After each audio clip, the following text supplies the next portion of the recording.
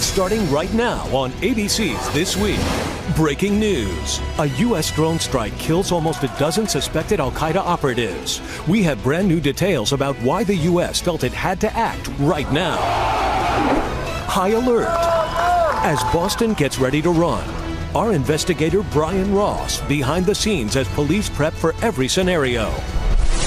Finding faith. Can you give him a shout of praise? Come on, Strik. A new generation of evangelicals stepping up. But is their political power on the decline?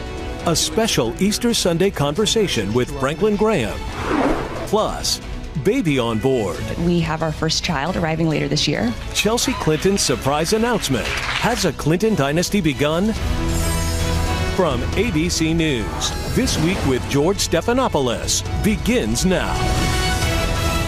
Good morning. I'm Martha Raddatz. Happy Easter. As we come on the air this morning, we have three stories which could affect your safety and security breaking right now.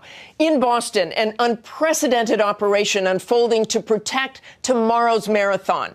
In Yemen, where a U.S. drone just took out 10 suspected al-Qaeda militants. Was it in response to this new terror video? And Ukraine, where civil war looks increasingly likely after a fragile truce destroyed moments ago by a checkpoint firefight.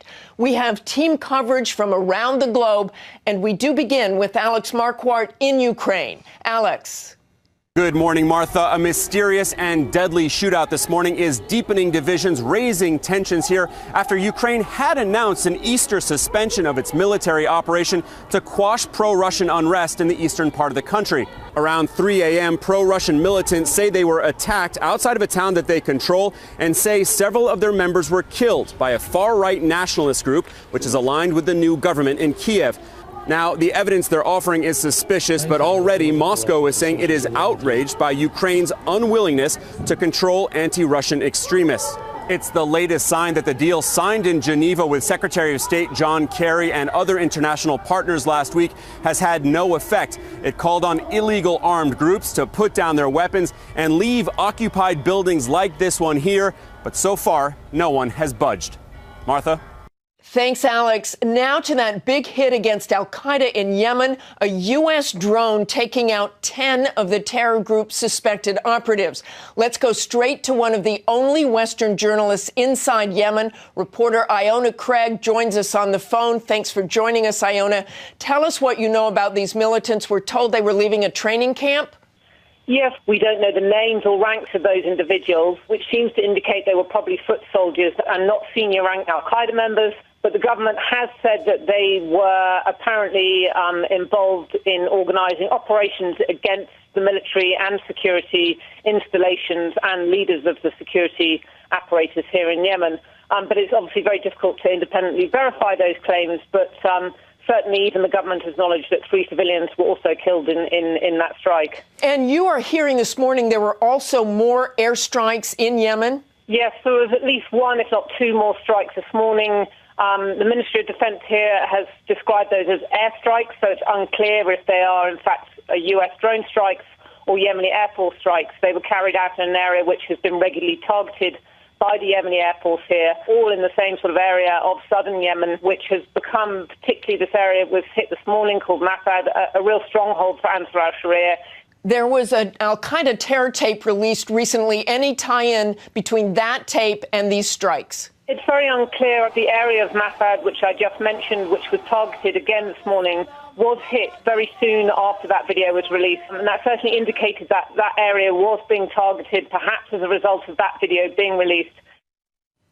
Our thanks to Iona. Let's bring in Chairman Michael McCaul from the House Homeland Security Committee and ABC News contributor Admiral Robert Harward, former Navy SEAL and former Deputy Commander of U.S. Central Command. I want to talk to you, Chairman McCaul, first. You have been briefed on this. What do you know? Well, if the reporting's accurate, this is a very significant drone strike. As you know, al-Qaeda in the Arabian Peninsula, or AQAP, poses probably the greatest external threat to the homeland itself. They are the ones who are involved with bomb-making devices to go undetected on airplanes. They are the ones who created Inspire magazine that inspired the Boston bombers that we'll be talking about later in the show. And so I think the fact the administration now is going aggressively against these terrorists, I think is a very positive sign, given the prior narrative that al-Qaeda is on the run and this is all over. I do view AQAP as, again, the most lethal force, if you will, posing the greatest external threat to the United States. And Admiral Harward, let me ask you, in that tape that we saw, it was taken in broad daylight, and you had an al-Qaeda leader. What does that tell you about what they're thinking? Well, either they're very brazen or not very smart to realize that over the last 12 years, we've maintained a focus on those individuals who pose threats not only to our people but our partners, and will pursue them wherever they may be. So to provide additional intelligence or information that helps us locate them is not very smart on their behalf. And some of those in the tape had blurred faces. The al-Qaeda operatives blurred the faces in the tape. What does that tell you? That tells you they don't want you to know who they are. They know we're watching them. But could it tell you something is underway and something is planned?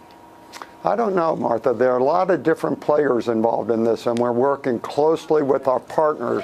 So there's a lot of folks who maintain this pressure, and anything we need to protect in terms of tactics, techniques, procedures, or certain individuals that we don't want to disclose is at play here. Okay, thanks to both of you.